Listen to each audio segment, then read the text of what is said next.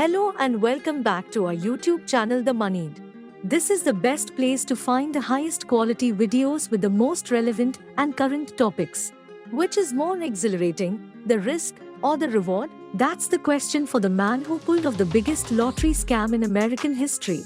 Eddie Tipton, an information security director for the Multi-State Lottery Association, found a way to cheat the system.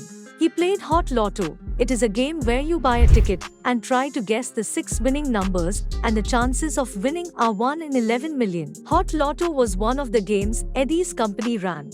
His job allowed him unfair access and prohibited from buying a ticket. Over the course of a decade, Tipton got away with 5 separate scams on the Hot Lotto jackpot. In November of 2005, he won $4.8 million in the Colorado jackpot. This was his test to see if the loophole he had found would actually work. In 2006, he won $568,990 in the Texas jackpot. Then in 2007, he showed up and won $783,257 in the Wisconsin jackpot. In December 2010, Eddie won 3 times with 3 separate tickets. The $15,402 each in the Kansas jackpot, and first the $16.5 million in the Iowa jackpot. His final score happened in 2011 when he won $644,478 in the Oklahoma jackpot. There were 10 years between the day Eddie Tipton started cheating the lottery and the day he got caught. During that time, he got away with $23 million. Naturally, there is only one mystery left. How did he do it? In 2010, 2 days before Christmas, a heavy-set man walked into a Quick Trip convenience store off Interstate 80 in Des Moines, Iowa. He kept his hood over his face and bought a soda, 2 hot dogs and 2 Hot Lotto tickets. 6 days later, on December the 29th, the jackpot was $16.5 million and the winning numbers were announced. Then the next day, the Iowa lottery announced that the winning ticket was purchased in a Quick Trip in Iowa. But the prize left unclaimed for nearly a year, when attempts were made to claim the prize on behalf of an anonymous, offshore trust company in Belize. The claim was rejected by the Iowa lottery because it was made anonymously. On 9th November 2011, Philip Johnston, a resident of Quebec City, Canada, called in the correct serial number for the winning tickets.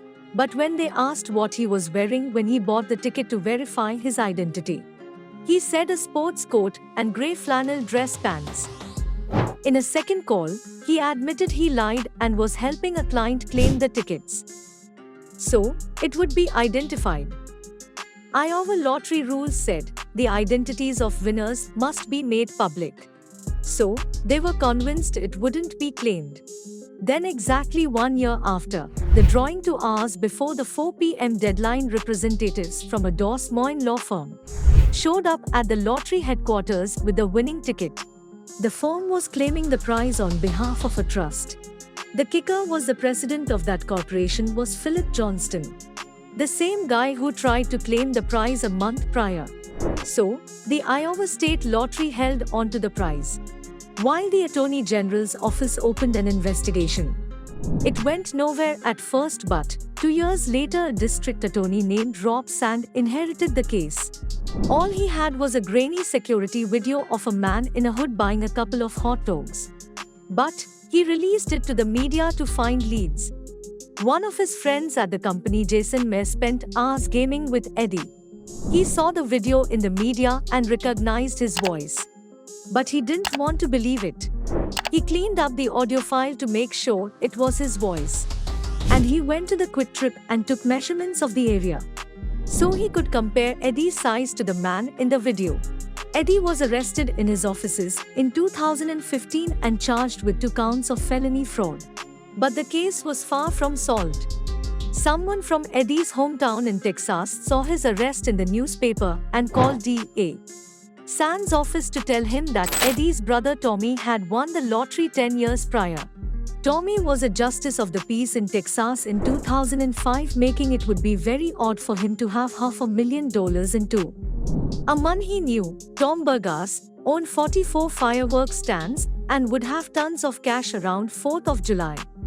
Tommy knew this, so when he won 500 grand at the state lottery illegally, he asked Tom to swap bills with him.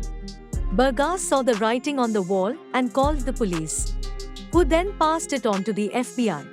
When they eventually questioned Tommy about why he switched the bills, Tommy said he won on the outs with his wife and wanted to keep his winnings from her. A friend had claimed the money for him in exchange for 10%. It all seemed to add up, and the FBI closed the case. Based on forensic examination of the random number generator that had been used in a 2007 Wisconsin lottery incident, investigators discovered that Eddie Tipton programmed a lottery random number generator to produce special results if the lottery numbers were drawn on certain days of the year. During the sentencing, Eddie painted himself as a coding Robin Hood. He was stealing from the lottery to help people in need. His brother with 3 kids and his recently engaged friend, who had a wedding to pay for. Like he didn't really break the law, he just took advantage of an opportunity. Eddie Tipton ultimately confessed to rigging lottery drawings in Iowa, Colorado, Wisconsin, Kansas, and Oklahoma. Even though Eddie claims to have only kept $350,000, it seems like Eddie Tipton committed a white-collar crime. He who wins through fraud is not a winner. A famous quote by Umar ibn al-Khattab fits perfectly in Eddie's story. There are a lot of ethical ways to win a lottery and make the people around you very happy. Eddie's intentions were right, but the path was wrong. So, make sure that your way of doing things along with your thinking is correct. We hope you have enjoyed the video, and if you did, then we would be grateful if you could give it a like and share it with your friends and family. Of course, we would love to hear your feedback in the comments sections.